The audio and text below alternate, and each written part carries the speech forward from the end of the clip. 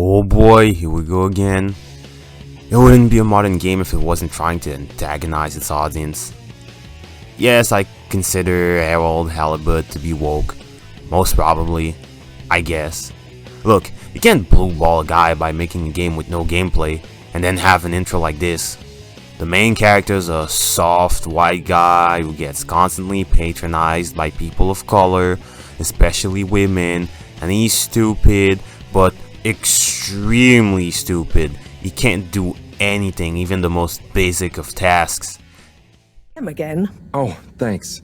Let's see. So I access the list. It'll come back to me. Just go to the 4 selection buttons. Okay. Where were they again? The upper right of the pad. Ah, yeah. Top of the 4 buttons, right?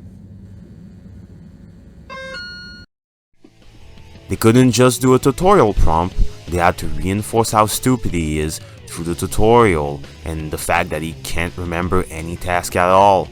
They even implied that he probably can't use a microwave properly. Look, I love stop motion. I think Paranorman is an amazing movie we don't talk enough about.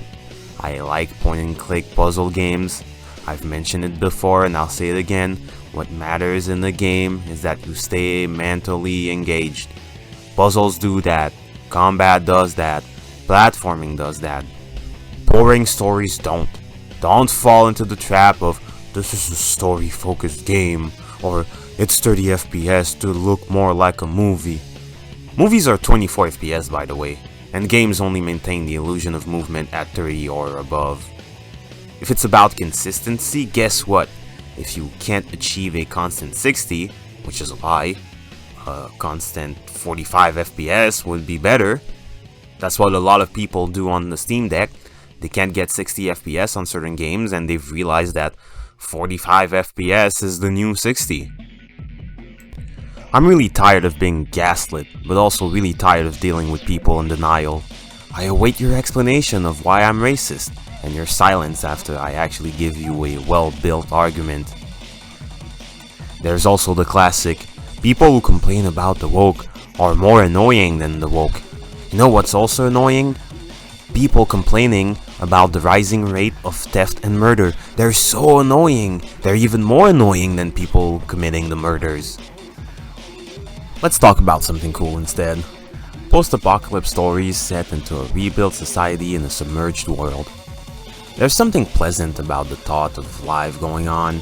Despite all the tragedies the world can endure, it will be rebuilt anew. In Wind Waker, everything has moved on, except for Ganon, who might as well be the manifestation of holding on for too long.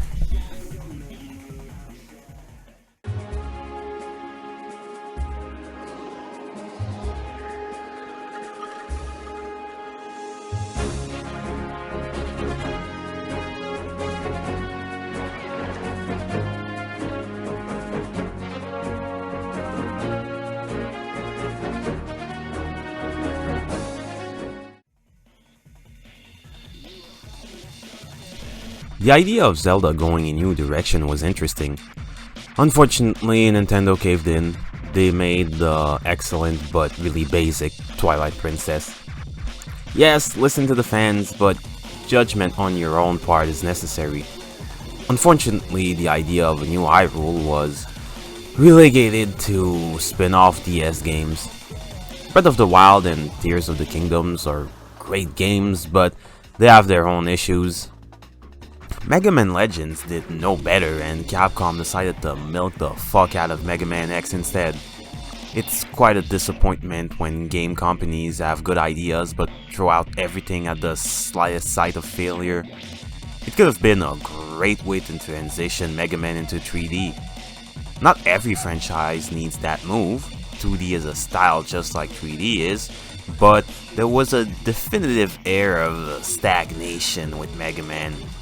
Unfortunately, Capcom wanted you to pay for a demo and your refusal meant that the franchise was dead and that there was no interest for it.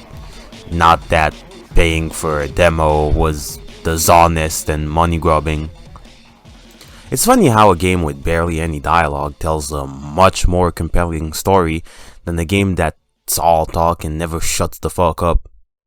You know what game I'm not looking forward to? Fucking Hellblade. Ah, look at those broad shoulders. You know it's going to be a mediocre story game. The 30 FPS gap.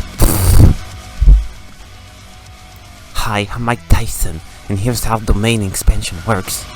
The 30 FPS gap doesn't help. Hey, did you enjoy your $500 console that promised 60 FPS gaming? The thing that's not being delivered? An orphan dies every time a dev mentions they won't be going to 60 FPS with their game. The thing PC had for years? What now, 144 FPS? 200? What a time to be alive. Consumers have no standards anymore, and companies are to blame, but it doesn't help when people actively partake into the destruction of the industry.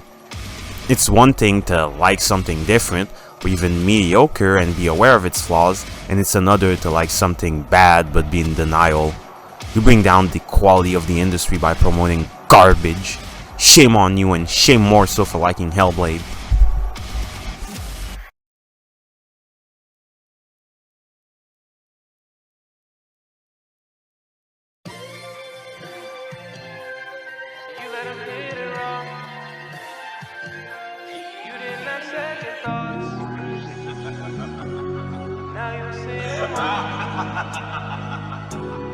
You let him hit it raw. You didn't have second thoughts.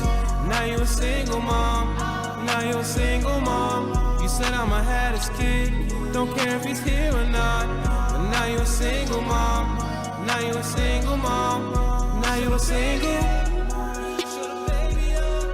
Showing the baby off.